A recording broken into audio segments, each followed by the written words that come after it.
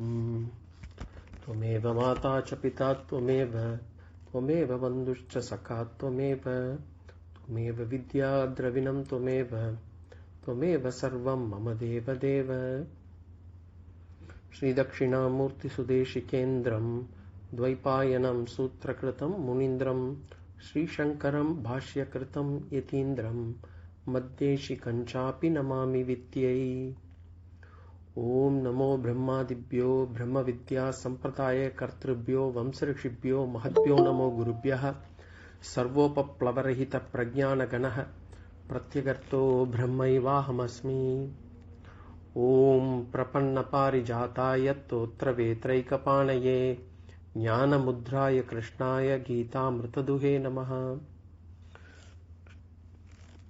Pranams everyone. We are in the second chapter, Sloka number. We have just finished Sloka 52. We are in Sloka. We have to go into Sloka 53. Shri Bhagavan Uvacha Shruti vipratipannā te yadāstāsyati niścalā samadhāvacalā buddhihi tada yogamavāpsyasi. Shruti vipratipannā te यदा स्थास्यति निश्चला समाधावचला बुद्धिः तदा योगमवाप्स्यसि. So Bhagavan as a being has given the, after finishing the Karma Yoga portions, Bhagavan in Sloka 51 gave a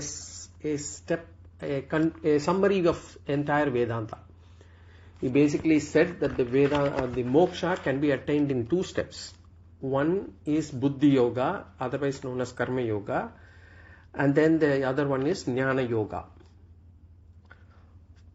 Karmajam buddhi yukta hi palam tyaktva manishinaha. And as a result of this moksha, janma bandha vinurmuktaha. One gets freed from the bondage of birth. And then padam gacchantya anamayam. Basically, he attains that goal which is free from all kinds of doshas, all kinds of evil, basically moksha. Then in Sloka 52, he had given how to recognize that one can stop performing Karma Yoga. How do I know whether I have attained the benefit of Karma Yoga? How do I know whether I am actually qualified now to get to the next stage of spiritual practice, which is Jnana Yoga? So Bhagavan gave a lingam or an identification. Yada te moha kalilam buddhir vyatita rishyati tada gantasi nirvedam shrotavyasya shrutasya cha. When the intellect goes beyond the mist of delusion, moha kalilam, the mist of delusion, te buddhihi vyatita rishyati, the intellect goes behind the mist of delusion, tada gantasi nirvedam, then you will attain nirvedam. We saw vairagya. So te buddhihi vyatita rishyati moha kalilam is basically viveka. When my mind is able to get that discrimination, is able to identify what is the real and what is not real, or what is permanent and what is not permanent. If I am able to make that distinction, if I am able to get that discrimination, if I am able to apply that discrimination in my daily life, and then tada gantasi nirvedam, when I am able to attain vairagya shrotavyasya shrutasya cha, or vairagya, dispassion on all things that I have experienced so far and on all things that I will experience from now on or yet to experience them. In other words, I have to have this vairagya on all impermanent things, transient things, which means anything in this world can offer, I have a vairagya. We saw what is vairagya in detail in the last class. Vairagya is not hatred, vairagya is not aversion, vairagya is not some kind of being adamant. Vairagya is letting go the attitude of seeking enjoyment from everything that the world has to offer. That is called as vairagya. So once a person attains viveka and vairagya, along with it will come mumukshutvam. If a person performs karma yoga, a person will also get mumukshutvam. Mumukshutvam is basically the attitude that one must have on the nitya vastu. So viveka will tell us what is real and what is not real. Vairagya is the attitude that one must have on that which is not real. And mumukshutvam is the attitude that one must have on the real thing. So once a person attains viveka and vairagya, then that person is qualified now to the next stage, which is Jnana Yoga. And then this person can let go of the duties. This person need not perform karma yoga. This person can give up all actions. Until that time, one has to continue doing their duties in the world without any likes or dislikes, without getting the likes or dislikes interfere in them, without any expectation. We know what is karma yoga, we have seen that. Now in this sloka, Bhagavan 53, Bhagavan is giving what is the lingam, what is the identification, or when can I say that I have attained the benefit of Jnana Yoga? When can I say my spiritual practice is done? So, before we get into that shloka, how to identify, first we will see what is Jnana Yoga. Jnana Yoga, we have already seen. Jnana Yoga is basically 3 steps. Shravanam, Mananam, Nidhidhyasanam. Shravanam means listening to Shastras. Mananam means contemplating on the Shastras that has been already listened. And Nidhidhyasanam is basically internalizing the Shastras, meditating on the Shastras. So listening, contemplating, meditating is known as, this spiritual practice is called as Jnana Yoga. Remember, it is, when we say listening, it means listening. It's not about reading Shastras. It is about, Shastras have to be listened from a guru. And when we say listening here, it's not just hearing them. It is about understanding that completely, clearly. Understand the concepts that are given in the Shastras. So when we say listen, it does not mean hear it once, or hear it 2 times, or hear it 3 times. It really depends on person to person. But we should listen until we are able to understand the concepts. There may be doubts, but at least understand the concepts given in the Shastras. So until that time, Shravanam has to be done. So Shravanam has to be done until we understand the nature of self that is given in Shastras. So what does this Jnana Yoga talk about? Jnana Yoga talks about 3 things. 1, what is my nature? 2, what is Ishvara's nature? 3, the world and the relationship between all the 3. So that is the 3 things that are taught in Jnana Yoga Shravana. Now, when I listen to this, first I have to ensure that I am able to understand the concepts that are there. Whether I am able to agree or not, first I have to understand the concepts. Then comes the second step, Mananam. This is where I have certain doubts between what I experience and what has been taught in the Shastras. Because there will be a disconnect between what I have understood from Shastras and what I experience in my life. Because Shastras say that I am a Purnaha, I am a fulfilled person. But in my experience, I feel I am actually a Dukhi. I have so many issues in life, I have so many problems in life. I feel that I am actually incomplete, I have so many things to achieve, so many things to do, and there are so many problems people are giving in my life. But Shastra says, no, you are Purnaha. You are a fulfilled person, you are a complete person, you are a contented person. So removing this doubt is called Mananam. So then once I remove the doubt, then I have done Shravana Mananam, then what happens is, at times I may actually go back. Now I have to ensure that I am actually able to apply this in life. I am able to apply this in my daily activities. But what happens is, I have understood myself to be not separate from Brahman, but because of habit, I might still consider myself to be this body and mind, at times. So this comes out of habit that I have considered myself to be our body and mind for so many janmas now. So even after getting this Shravana Mananam, I have been able to do it most of the times, but at times I may actually falter. So to get that complete niścalā buddhi, I need to meditate. I need to meditate upon Atma Tattva. It is known as Atma Dhyanam, or in other words, it is called as Nidhidhyasanam. So it is Shravanam, Mananam, Nidhidhyasanam. So these are the three sadhanas that needs to be performed. And what does Shastra says? Shastra says, Atmava are drashtavyah, shrotavyah, mantavyah, nididhasitavyah. What takes us to Atma? What has to be understood? Drashtavyah, what has to be understood? Shrotavyah. Shrotavyah, it has to be listened to.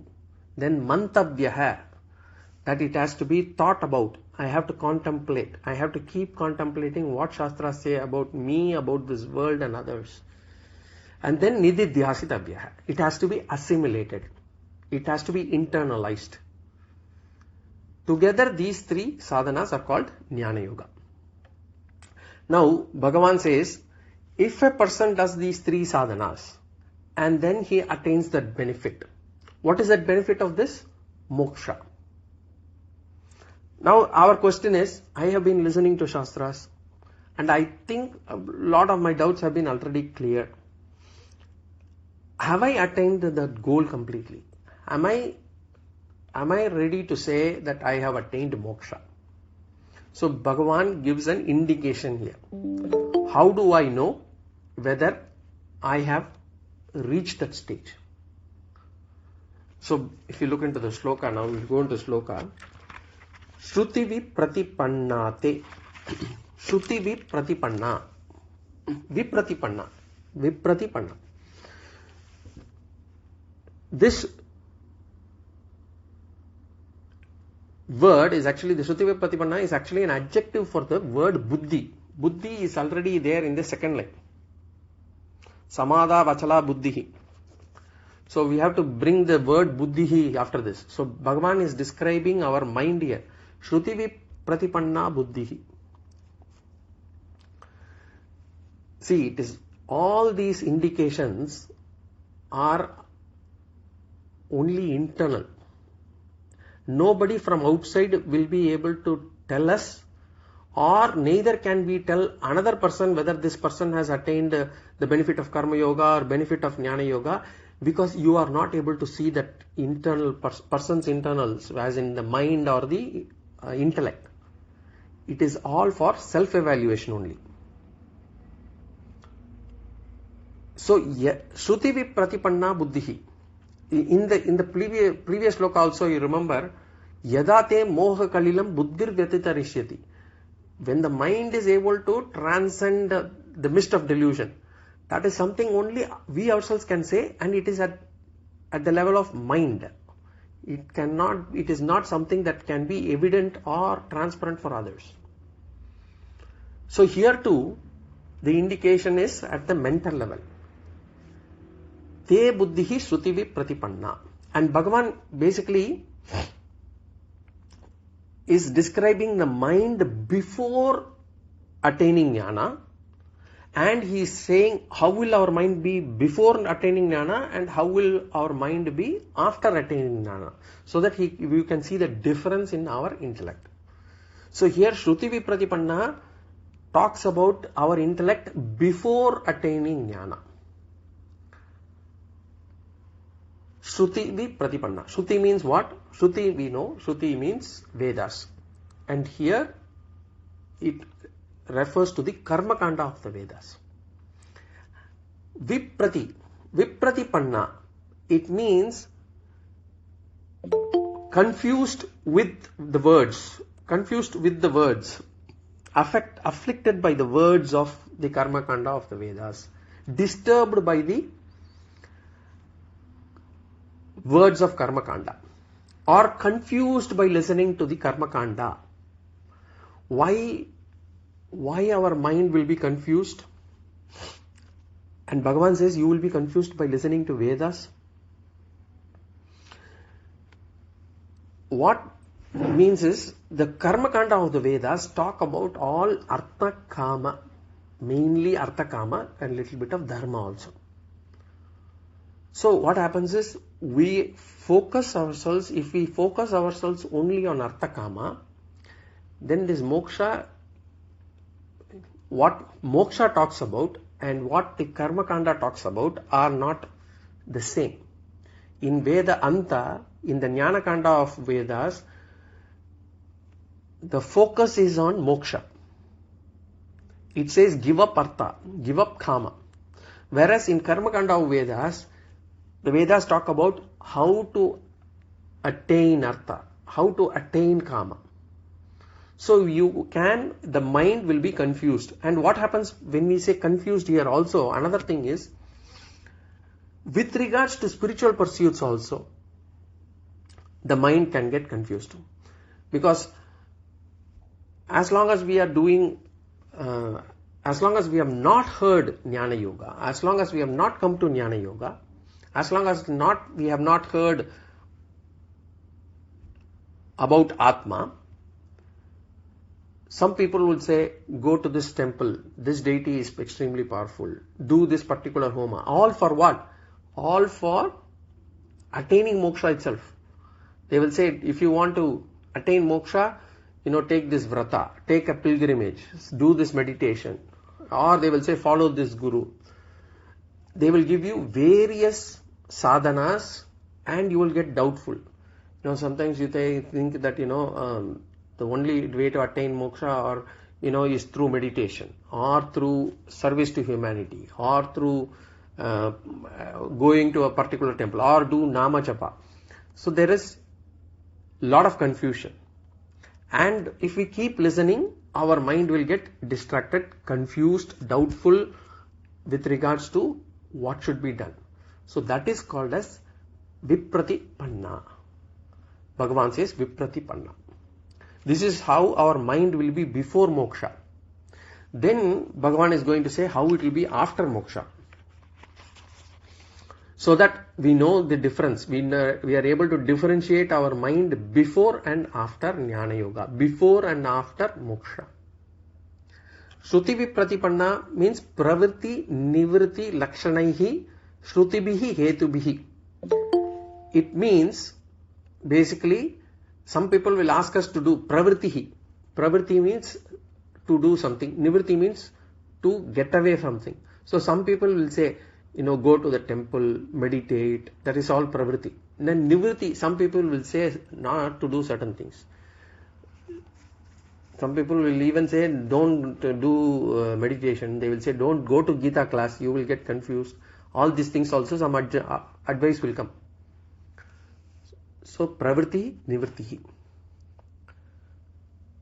And this pravritti, nivritti, all this advice that comes to us will confuse our mind. Bahubedam prapta. We will have the mind takes different branches, because for some time we will be doing something, then somebody else will come, say this temple is not powerful, you should go to that temple, and then your mind, you will say start going to that temple, then say no, you will have to do this particular vrata for this particular time, you will get the benefit. So the mind takes different branches. It takes into, we already saw this also in the earlier Avyavasa yaatmika buddhihi. In Sloka 41 to 42, we saw how the mind is different between Vyavasa yaatmika buddhihi and Avyavasa yaatmika buddhihi. In Sloka 41 we saw Vyavasa yaatmika buddhihi, that person is very clear. And then from 42 to 44 we saw Yamimam Pushpitam Vacham, where we saw how a person may get confused with different branches. So the mind will follow whatever path is given by whoever that person is. So we do not know what is the path, what is the destination, and we could get confused. That is what Bhagavan is saying. So what is important? We really know what is the path, what is the destination, what is the path, and we know what is right, what is wrong. So Bhagavan is saying how after this śhruti vipratipannā, how this mind has to change. Yada stasyati niścalā. Yada, when does, so Bhagavan is saying how to identify, this is the indication. When, that is after doing the Shravanam, Mananam, Nidhidhyasanam, what happens to the buddhi, intellect or the mind? Stasyati. Stasyati means abides. It stands. It stands. Stasyati means stapanam. We say. It stands. Which means before that the buddhi or the mind was not standing in one place, because we were always going whether to go here, whether to do that, whether to do that. So that there is chanchalam there. Now niścalā. Earlier it was chanchala, now it is niścalā. Yada stasyati niścalā. Niścalā means calmly, without any vikshepa, without any error. Calmly. Where it stands is important. Yada stasyati niścalā, where the mind is calm and in one place. But whether it should be in which place, that Bhagavan is giving in the next line. So this person, if you look at him, with whatever that is happening around the house, this person is calm. There could be commotion at home, but this person is calm. Deep calm. Śhruti vipratipannā, mind is going here and there. Now it is stasyati niścalā. Where does it stand? Samadha acalā buddhihi. Samadhau means atma, in the atma. Samadhi here means atma. Samadhau means in the atma. That is when the mind without, or when the intellect, buddhihi we can say, without vikshepa, it stands calmly in atma. Now one more adjective is Bhagavan giving, acalā. Earlier he gave niścalā, now he says acalā. Acalā means steady. Niścalā means calm. Acalā means firm and steady. Or we can take another meaning, we can say without doubt. Firm, steady, without any doubt on Atma. Tada yogam avapsyasi. Tada avapsyasi yogam. Then you will attain, avapsyasi. You will attain what? Yogam. Yoga. Here yogam means moksham. Moksham, purnam, contentment, fulfillment, we can say. Remember, yoga has different meanings throughout and in different contexts also. We saw yoga is title, we saw yoga is sadhana. Generally, yoga is taken as sadhana. Karma yoga, karma sadhana through karma. Jnana yoga, sadhana of jnana. Here it is considered to be sadhyam, moksham. It's basically the parama purushartha. So he says, you would have attained moksha. When will we attain moksha? Yada stasyati niścalā samadhau acalā buddhihi. When the buddhi is standing firm, calmly on Atma, then you can say you have attained moksha. So, what happens is, during Jnana Yoga, as we do Shravanam, Mananam, Nidhidhyasanam, we would have understood that we are not these three bodies. That is the physical body, the subtle body, the causal body. I am not these three bodies. I am not the 5 sheets, panchakosha. I am not that. So, I realize that I am this Atma. But even after getting the knowledge, sometimes due to habit, instead of handling ahankara, sometimes we become the ahankara. We take ourselves to be the ahankara. What is ahankara? The ego, the I-ness. The I-ness of the body that we normally refer to before knowledge, before this Atma Jnana, we take this body mind to be that I. So the I-ness, the ahankara within us considers the body and the mind to be I. Now after that, we know that I am not that I. After knowledge, after this Jnana Yoga, I know that I am not that I. But sometimes due to habit, we may take that body mind to be I. So we, instead of handling that ahankara, we become that ahankara. But once the jnana is established, then what happens? We are able to handle our ahankara, the body, as all instruments given to us, and we are able to remember Atma, I am this Atma, Aham Brahmasmi, without any doubt. At that point of time, what can we do? At that point of time, we can say, you need not listen to Shastras anymore. You need not do Shravanam. You need not do Mananam. You do not do Nidhidhyasanam. Because you have attained the benefit of Jnana Yoga. We have attained the benefit of those 3 sadhanas. We have attained moksha. Even mumukshutvam is gone. Mumukshutvam, the desire to attain moksha is gone. Because why? Moksha has been attained. So there is no more desire. So this is what the Sloka says basically. How do I know that you attain the benefit of Jnana Yoga? When your mind stands firmly on Atma, calmly on Atma. So niścalā, acalā, both. And why Bhagavan is using these two words? Because there are 2 powerful obstacles to knowledge. The first one is, see, when we listen to this, when we had listened to Sloka 11 or 12 to 24 in this chapter itself, we had been given the Atma Lakshanas. Atma is imperishable, that is, it is all pervading you, it is only one, it is not karta, it is not bhokta. We have seen all those features of Atma. We have been able to understand that.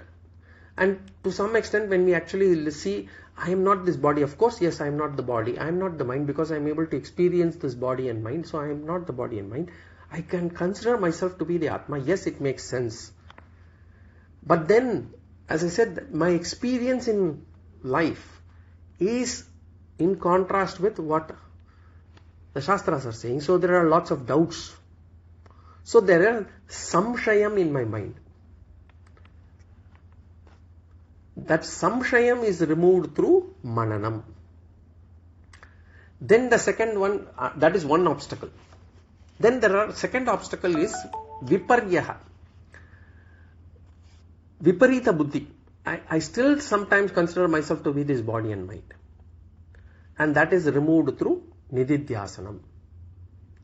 So, Bhagavan uses 2 words, niścalā tishtati, acalā tishtati. Niścalā means calm. Calm means there is no doubt. Samshaya rahita tishtati. I am absolutely clear. And then acalā. Acalā means steady. So there is no habitual error. There is no viparita buddhi. So viparya rahita tishtati. So that's why those two words are given. So Bhagavan says, when the buddhi, when the mind, it stands calmly and firmly on Atma, then you can recognize that you have attained moksha. So 51 to 53, basically Bhagavan condenses the entire Vedanta here. 2 steps to moksha, Karma Yoga, Jnana Yoga. How do you identify whether you have completed Karma Yoga? If you have attained Viveka and Vairagya, you have attained Karma Yoga. How do you attain? How do you know that we have attained moksha? Bhagavan says, when your mind is able to stand firmly and calmly on Atma Tattva, then you can say that you have attained the benefit of Jnana Yoga. Teaching is over. Bhagavan has completed the teaching. Actually, Arjuna should start now the war. But Bhagavan allows Arjuna to ask any question, because in Vedanta, we do not, Vedanta is not a matter of belief. It is in fact, our entire Shastras is not a matter of belief, it's a matter of understanding. It's a matter of wisdom. So once we get this knowledge, there will be some doubts. And obviously the doubts have to be clarified. Doubt, in fact, the student should have doubts. And the Vedantic Acharya will allow the students to raise this doubt, provided they have not been, or whether they will be addressed in the subsequent classes, or they have some proper doubts. Then the Vedantic Acharya will allow the student to raise any question. Now Arjuna is going to raise a question, and Bhagavan will answer that subsequently. So the Arjuna's question comes in Sloka number 54. Now before we go into Sloka 54, I'll give a quick summary of Sloka 11 to 53. Remember, the entire essence of Gita teaching has been given here. Bhagavan actually concludes here. 11 to 53, Bhagavan has completed or given the entire bird's eye view of Vedanta, and whatever he is going to teach here from now on is only an explanation or expansion of the topics that are already covered between 11 to 53. All of them is basically a magnification of this particular teaching alone. So if we know what has been taught between 11 to 53, we can be clear that I have understood the entire bird's eye view of Vedanta. So we should regularly read this or listen to this. Keep in touch with the content of this portion. In fact, what the benefit that we can derive from the later chapters, whatever benefit I hope to gain from the later chapters, is directly proportional to the familiarity of this portion between 11 and 53 only. If I am not clear about whatever has been taught between 11 and 53, the other portions will not give me much impact, because it's only as I said, it's only a detailed exposition of whatever has been given in 11 and 53. So 11 to 53, keep listening, keep remembering. It will have a very strong foundation for the later chapters. All the 16 chapters from now on can be well understood and assimilated if we have a proper understanding of slokas between 11 and 53. So keep listening again and again. Now, what does Bhagavan said? Bhagavan said in sloka number 11, he said, Jnana is the remedy to samsara. Whatever problems we are facing in this world, the problem is not in this world. The problem is not with the other person. The problem is not the situation. The problem is not even Ishvara. The problem is your ignorance. Jnana is the remedy for it.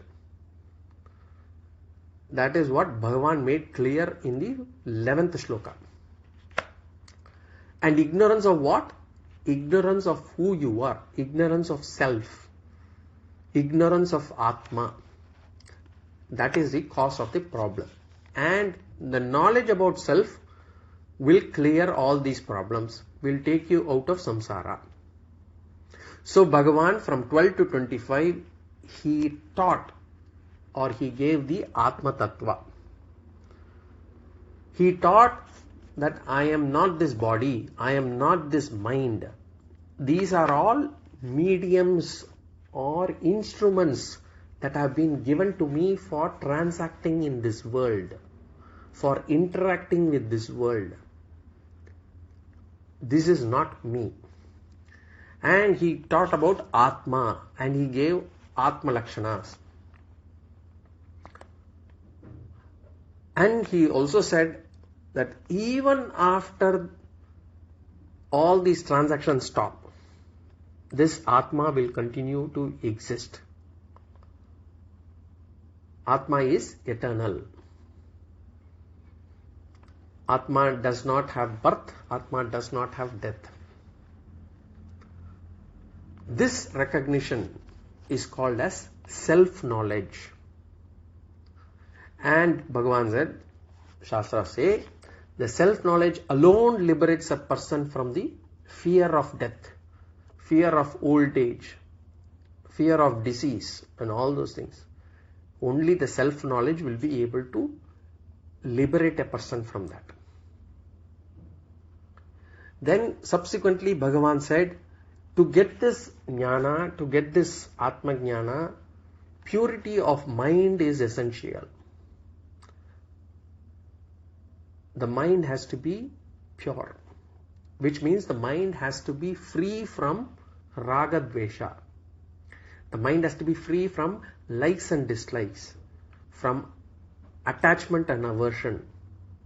Both are wrong. Attachment is also wrong. Aversion, hatred is also wrong. And therefore he introduced Karma Yoga. He explained Karma Yoga there. He talked about how to perform Karma Yoga, how to convert existing actions into Karma Yoga. And by performing Karma Yoga, by getting this purity of mind, what do we get? We get Viveka, we get Vairagya, and we get Mumukshutva.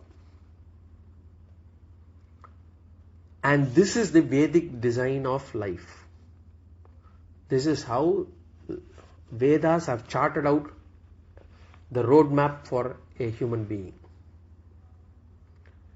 Then once you get this or do this Karma Yoga and you attain the benefit, then a person comes to Jnana Yoga. And then in Jnana Yoga, the person does Shravanam, Mananam, Nidhidhyasanam. He does them as saadanas. By doing that, so one understands Atma, one understands that the intellect is steady without any doubt,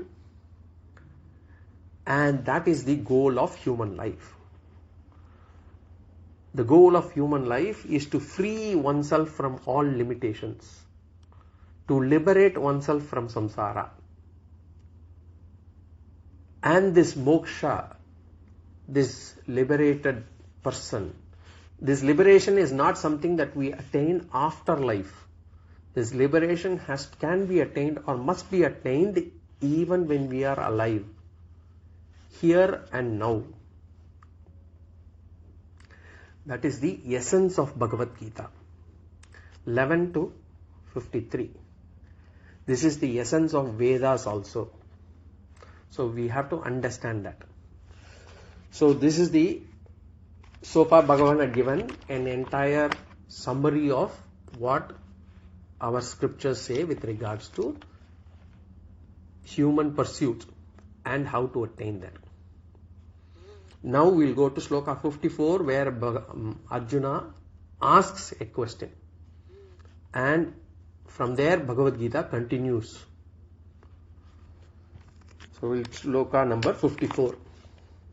Arjuna uvacha Sthita prajnasya ka bhasha samadhistasya keshava stitadih kim prabhasheta kimasit prajeta kim. Sthita prajnasya ka bhasha samadhistasya keshava stitadih kim prabhasheta kimasita vrajeta kim. So, Bhagavan has given 2 steps, Karma Yoga, Jnana Yoga. Through Karma Yoga, one attains Viveka and Vairagya and Mumukshutva also, and then comes to do Jnana Yoga, to do Shravanam, Mananam, Nidhidhyasanam. Now, Bhagavan, when he said this, first of all, we have to understand, there is a general feeling of many people will say, it is all not feasible. All this is not for us.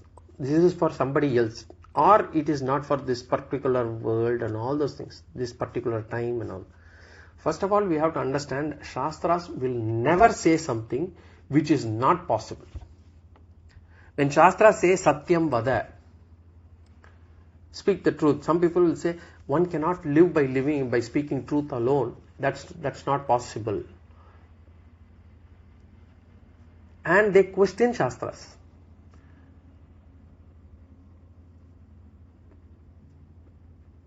They say that the Shastras are wrong. Actually, that is wrong. It is our desires which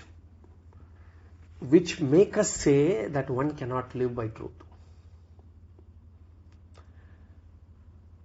Remember, Shastras will never say something that is not feasible at all. For example, Shastras will never say, drink fire. Because one cannot drink fire. Nor will it say, do not drink fire. Because it's irrelevant. Nobody will drink fire. So what is the purpose of Shastra saying that? But Shastras will definitely say, don't drink alcohol. Suram na pibet. Because Shastra will say what is feasible and what can happen, what must happen. Shastras will never say what cannot happen. So when Shastras say certain things, even with regards to Karma Yoga, do it without any expectation.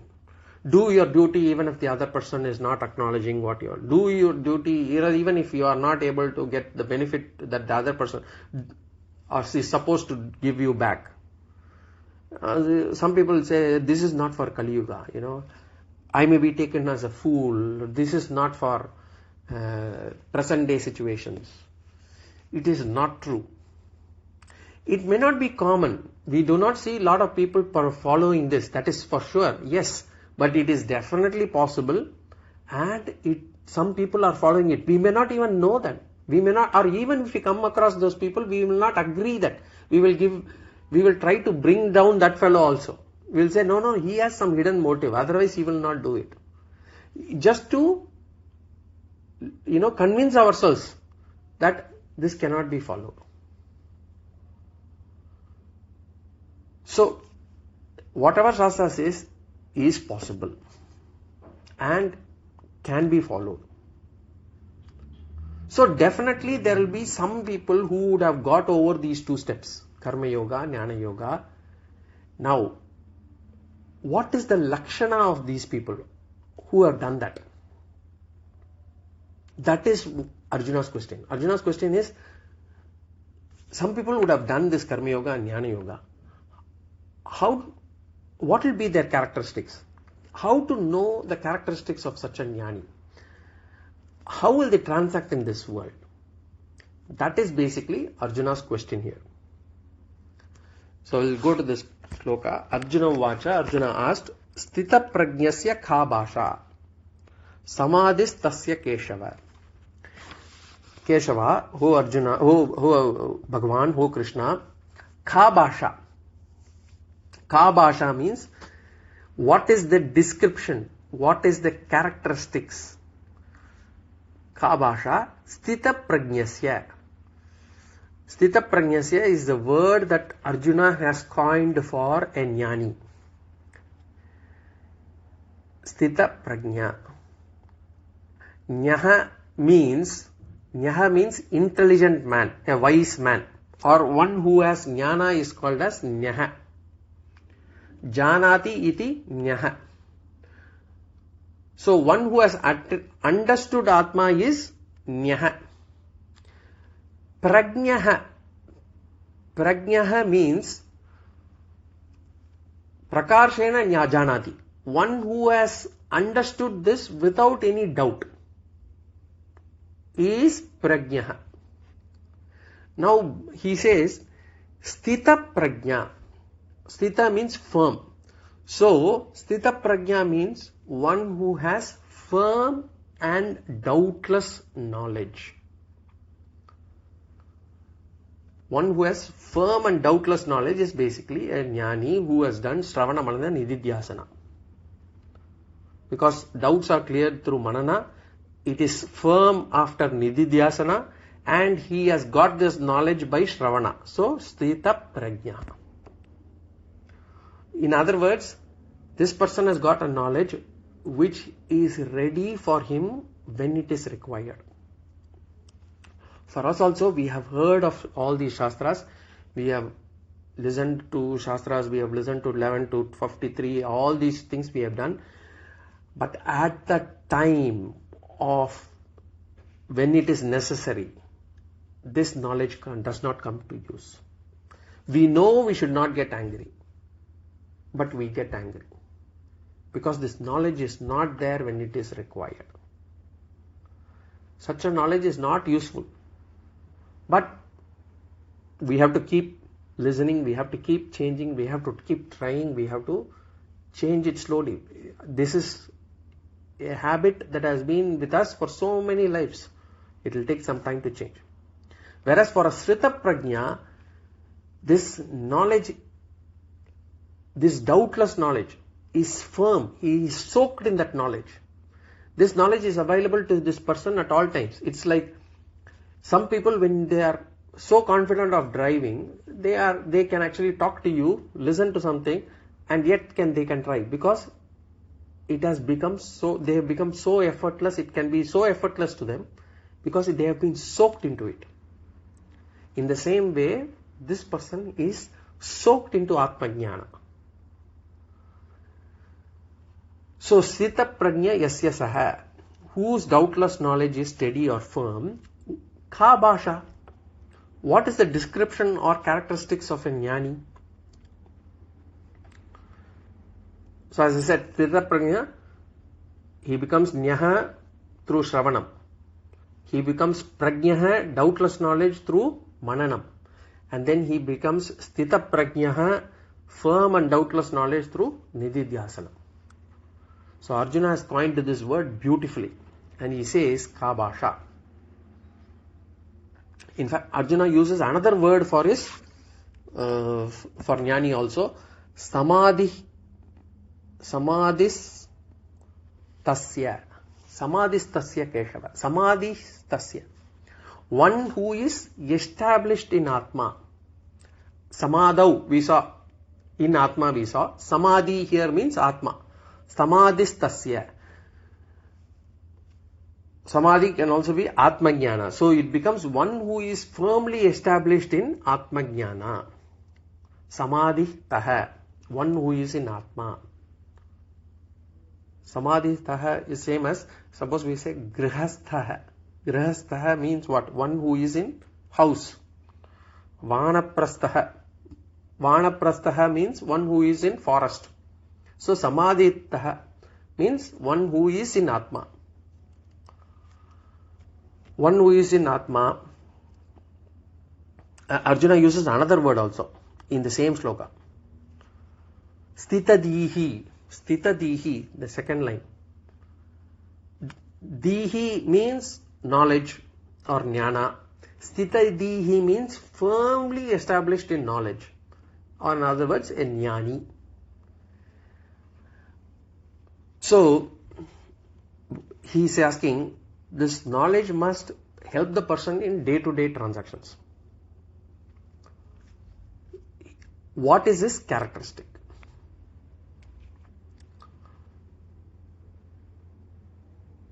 And then he says, sthitadihi kim prabhasheta. Kim means, it should be understood as katam. Katam prabhashet. Prabhashet means, how does he speak? How does he speak? Then kim asit. How does he sit? Kim vrajeta. How does he walk? So how does he behave? How does he speak? How does he sit? How does he walk? These are the questions of Arjuna about Sthita Prajna.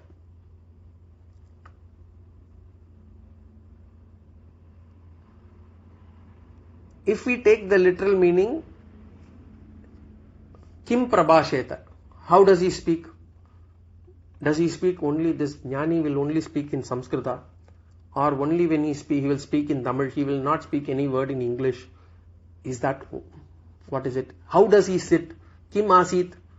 Does he sit only in Padmasana? Does he have only yogic postures? So definitely Arjuna does not mean all those things. So he does not mean that. The Sampradaya Guru says, when he says, this question when Arjuna asks, it means what is the mano, vak, kaya, vyapara of a sthita prajna. Mano, vak, kaya means how does the mind behave? What kind of words? And how does the body transact? Vyapara means transact, not business here. It means what will be his mind thinking?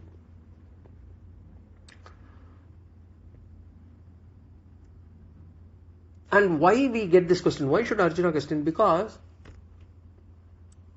even an ignorant person uses this body and mind to transact and deal with people. We use the same mouth, the body to transact. The Jnani also uses the mind and body to transact.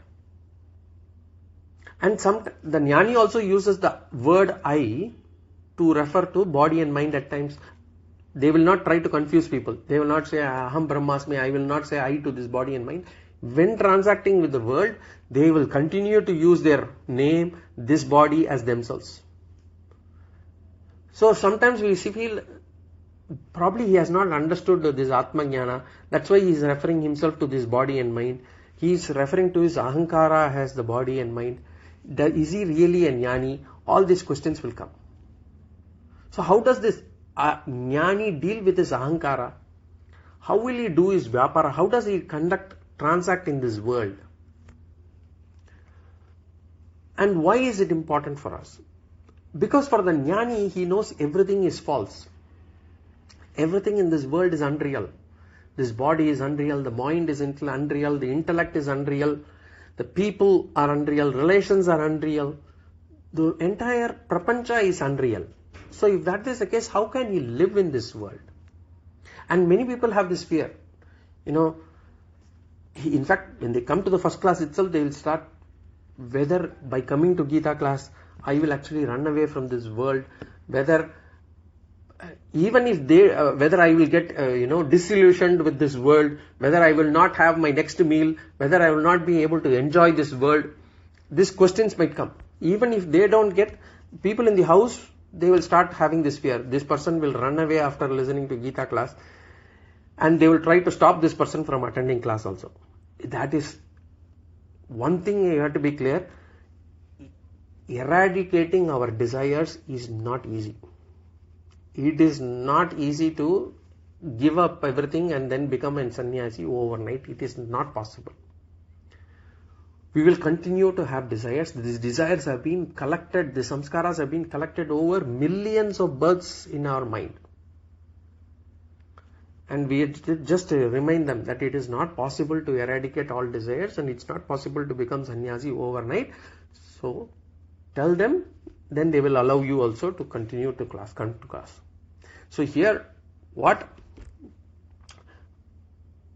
Arjuna is asking is, how will be the Vyapara for a Jnani? How will this Jnani transact? Kim Vrajeta?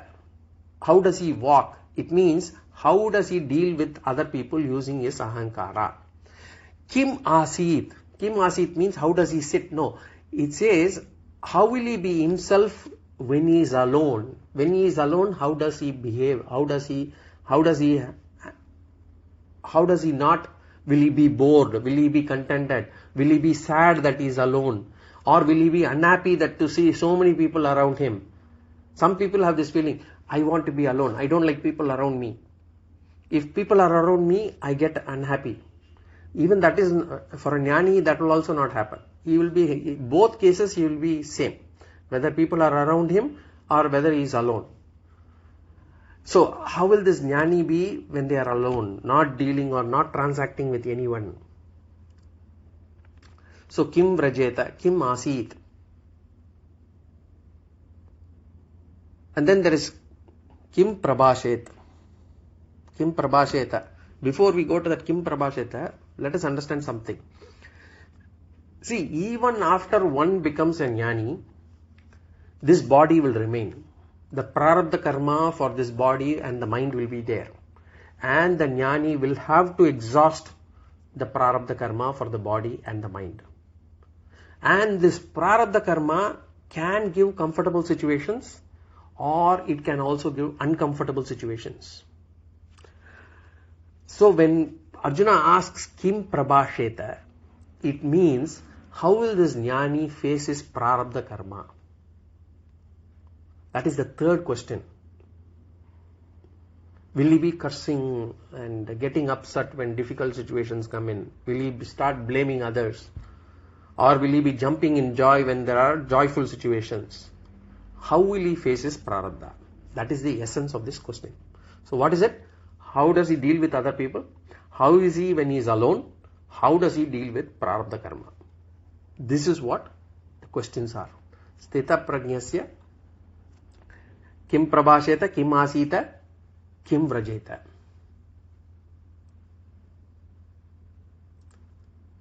So, vachika vyaparam, kayika vyaparam, manasa vyaparam. How does he speak? Vachika vyaparam. Kim asit, manasa vyaparam. Kim vrajeta, kayika vyaparam. How does he face his prarabdha karma? How is he himself? How will he deal with other people using his ahankara? These are Arjuna's questions. Bhagavan will provide an answer to this.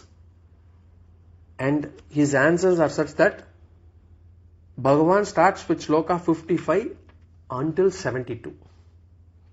So Bhagavan gives the answers from now till the end of this chapter.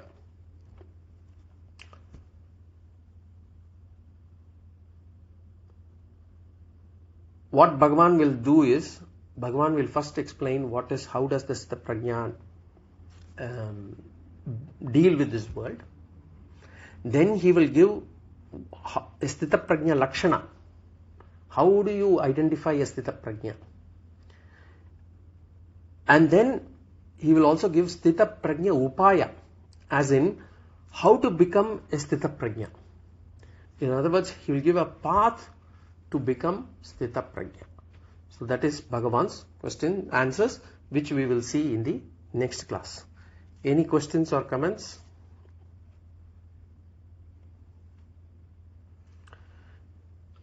No, I think, very quickly, I think this session was very useful because most of us are living our regular lives, and it's extremely important to understand the two journeys run parallel. The karma part is also equally important. And I mean, I've seen a friend actually getting detached to the extent that, he's kind of not understood the concept on that side and still missing out on the regular life. So this is really helpful. Thank you so much. Okay. Thank you. Om Purnamada Purnamidam Purnat Purnamudachyate Purnasya Purnamadaya Purnameva Vashishyate. Om Shanti Shanti Shanti. Harihi Om Sri Gurubhyo Namaha. Harihi Om. Harihi Om Sri Gurubhyo Namaha.